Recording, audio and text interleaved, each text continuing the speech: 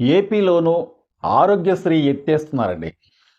చంద్రబాబు నాయుడు గారి ప్రభుత్వం ఆరోగ్యశ్రీ ఎత్తేయటానికి పెద్ద సాహసమే చేస్తుందండి. ఎందుకంటున్నానంటే, ఆ మహానుభావుడు ఎక్కడుండో గాని రాజశేఖర రెడ్డి గారి పుణ్యాన అప్పటి నుంచి ఇప్పటి దాకా ఈ ఆరోగ్యశ్రీలో కొన్ని లక్షల మంది వాళ్ళ ప్రాణాలు కాపాడినండి రాజశేఖర రెడ్డి గారు.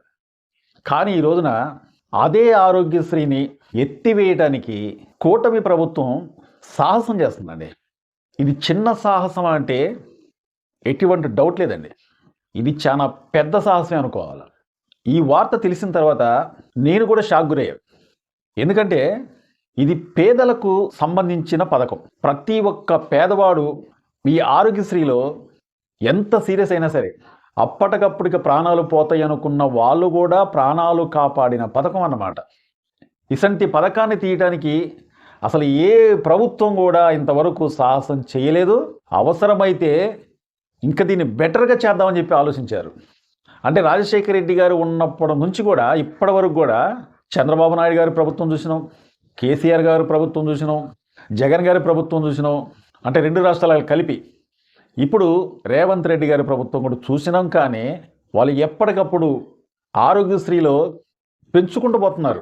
10 లక్షలని, 15 లక్షలని, 5 లక్షలని, 25 లక్షల్లా కూడా ఈ ఆరోగ్యశ్రీలో పెంచుకుంటూ పోవటమే మనం చూసాం. కానీ పవన్ కళ్యాణ్ గారు అలాగే చంద్రబాబు నాయుడు గారు ఏ విధంగా ఆలోచించారో కానీ ఈ యొక్క పథకాన్ని ఆంధ్ర రాష్ట్రంలో తీసేయబోతున్నారండి. వీళ్ళ నిర్ణయం అనేది ప్రతి ఒక్క పేదవాడికి కూడా షాక్ కల్పించే యొక్క నిర్ణయమే అనుకోవచ్చు. ఎందుకంటున్నారంటే పేదవాడికి ఈ రోజుల్లో తన ఆరోగ్యం గురించి చూపెట్టుకోవాలి అంటే ముఖ్యంగా కావాల్సింది ఆరోగ్యశ్రీయే ఈ రోజులలో కావాల్సింది. మరి ఈ ప్రభుత్వం ఎలా చేయబోతుంది, ఏం కారణాల చేత ఈ యొక్క పథకాన్ని తీసేయబోతున్నారు, మరి ఈ ప్రభుత్వం ఎందుకని తీసేయబోతుంది అని మనం ఒకసారి మాట్లాడుకునేటట్లయితే, సపోజు ఒక పేదవాడు హాస్పిటల్కి వెళ్ళింది అనుకోండి. హాస్పిటల్కి వెళ్ళిన తర్వాత ముఖ్యంగా ఈ యొక్క పథకం వల్ల డాక్టర్లకి లాభాలు చేకూరుతున్నాయట. ఎందుకంటే ఈ యొక్క ఆరోగ్యశ్రీలో ఏదన్నా ఆపరేషన్ అయినా లేకపోతే ఇంకా వేరే వైద్యమైనా చేయాలంటే ఈ పరీక్షలకని వాటికని వీటికని ఫస్టే డాక్టర్లు కొంతవరకు బిల్లు వేస్తున్నారటండి.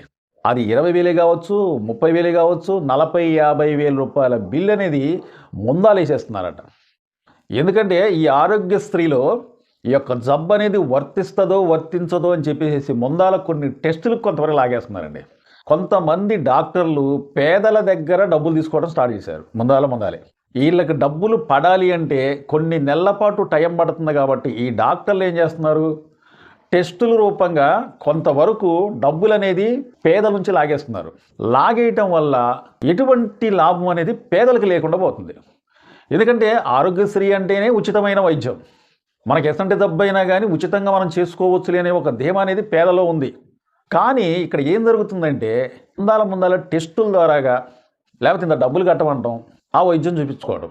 మన దగ్గర ఒక 50,000 రూపాయలు తీసుకుందాం అనుకోండి, టెస్టుల ద్వారాగో ఇంకో ద్వారాగో ఏదో రకంగా 50,000 రూపాయలు ఒకళ్ళు తీసుకున్నట్లయితే మనం ఏమనుకుంటున్నాం, ఒక 5-6 లక్షల రూపాయలు అయింది ఒక 50,000 రూపాయలతోనే పోయిందిరా అన్నట్టు మనం అనుకుంటున్నాం. కానీ ఇక్కడ ఏం జరుగుతుందంటే ఎంతో కొంత పేదల దగ్గర లాగేస్తున్నారన్న ఉద్దేశం ఒకటి. ముఖ్యంగా చెప్పాలంటే ఆరోగ్యశ్రీ అంటేనే ఉచిత వైద్యం. ఎంతో కొంత లాగేయటం వల్ల ప్రజల మీద కూడా భారం పడిపోతుందన్న ఉద్దేశం ఒకటి ప్రభుత్వంలో కలిగిందండి. అంతేకాకుండా ప్రభుత్వం ఏమనుకుంటుందంటే ఆరోగ్యశ్రీలో అన్ని జబ్బులకి లేదు. సో కొన్ని పెద్ద జబ్బులు వచ్చినట్లయితే అది ఆరోగ్యశ్రీలో వర్తించట్లేదు. మనం చాలాసార్లు చూసాం, విన్నాం కూడా. మనకు తెలిసిన వాళ్ళైతేనే, బంధువులైతేనే, స్నేహితులైతేనే వాళ్ళ కుటుంబంలో జరిగినప్పుడు మనతో చెప్తా ఉంటారు, అరే ఇది నేను ఆరోగ్యశ్రీలో ఉన్నదనుకున్నాను, తీరా హాస్పిటల్కి వెళ్ళిన తర్వాత అది ఆరోగ్యశ్రీలో వర్తించకపోవడం వల్ల నేను చాలా అప్పులు చేసైనా కానీ ఆ ప్రాణం కాపాడుకున్నాను అని చెప్పి మన జీవితంలో చాలామంది చెప్పే ఉంటారు. ఒక్కోసారి మనకు కూడా ఎదురయ్యే ఉంటుంది. అంటే పేదవాడిని ఇంకా పేదవాడిని చేస్తుందట. కాబట్టి ఈ యొక్క పథకం దివంగత నేత రాజశేఖర రెడ్డి గారు ఏ ముహూర్తాన పెట్టారో కానీ ఆ రోజు నుంచి ఈ రోజు దాకా కూడా ఆరోగ్యశ్రీ అనేది కొన్ని లక్షల మంది ప్రాణాలు కాపాడిన పథకం అండి ఇది. కానీ ఈ రోజున ఈ పథకాన్ని ఎందుకు తీస్తున్నారంటే దీనికన్నా బెటర్ పథకం పెడితే తప్ప ఈ యొక్క పథకాన్ని తీయటానికి ఏ ప్రభుత్వం కూడా సాహసించలేదు. ఇది మాత్రం వాస్తవం. సరే, దీనికన్నా మంచి పథకం ఎలా పెడతారు? కూటమి ప్రభుత్వం ఏ పథకం పెడుతుంది? దీనికన్నా మంచి పథకం అనేది బెటర్గా ఆలోచించారండి. అది ఏ విధంగా అంటే, ఆంధ్రప్రదేశ్లో ప్రతి ఒక్క పేదవాడికి 2,500 రూపాయలు చెల్లించబోతుందండి హెల్త్ పరంగా. ఎవరికి చెల్లించబోతుంది? బీమా కంపెనీ వాళ్ళకి చెల్లించబోతుంది ప్రభుత్వం. ప్రతి ఒక్క పేదవాడికి 2,500 రూపాయలు ప్రభుత్వం చెల్లిస్తే, ప్రతి ఒక్క పేదవాడికి 2,50,000 రూపాయలు ఇన్సూరెన్స్, అంటే హెల్త్ ఇన్సూరెన్స్ అనేది కంపెనీయే పెట్టుకుంటుందండి. అంటే మనకప్పుడు ఒక్క రూపాయి కూడా ఏ డాక్టర్ కూడా ఇవ్వాల్సిన అవసరం లేదు. అంటే టెస్టులు కానీ, లేకపోతే ముందాలే ఫీజులని. ప్రతి ఒక్కరికి కూడా 2,50,000 రూపాయలు ఇన్సూరెన్స్ అంటే మామూలు విషయం కాదు. సరే, మనందరికీ ఒక డౌట్ రావచ్చు. ఏంటది? మరి 2,50,000 రూపాయలు అంటున్నారు కదా, 2,50,000 రూపాయల కన్నా పిచ్చ అయితే ఎట్లా? అంటే ఒక 3 లక్షలే కావచ్చు, 4 కావచ్చు, 5 కావచ్చు అని ఆ డౌట్ అనేది ప్రతి ఒక్కరిలో రావచ్చు.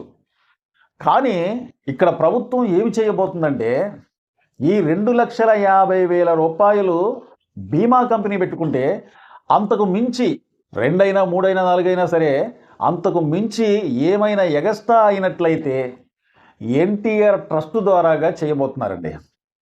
అంటే బీమా కంపెనీలు 2,50,000 రూపాయలు మాత్రమే పెట్టుకుంటాయి. అంతకు మించి ఇంకొక రూపాయి అయినా సరే ఎన్టీఆర్ ట్రస్ట్ ద్వారాగా పెట్టుకోబోతున్నారు.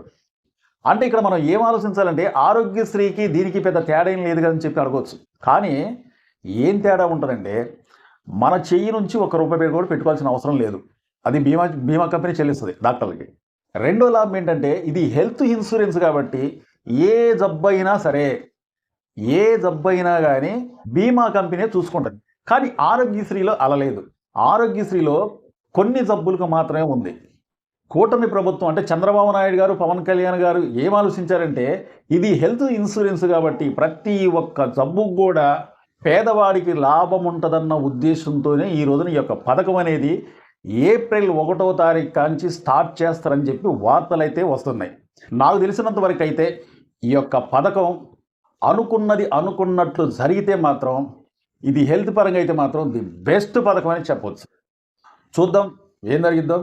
రాబోయే కాలంలో మనకు ఈ యొక్క పథకంలో ఎన్ని లాభాలు అయితే ఉన్నాయనేది ప్రతి ఒక్కరు కూడా అర్థమైంది.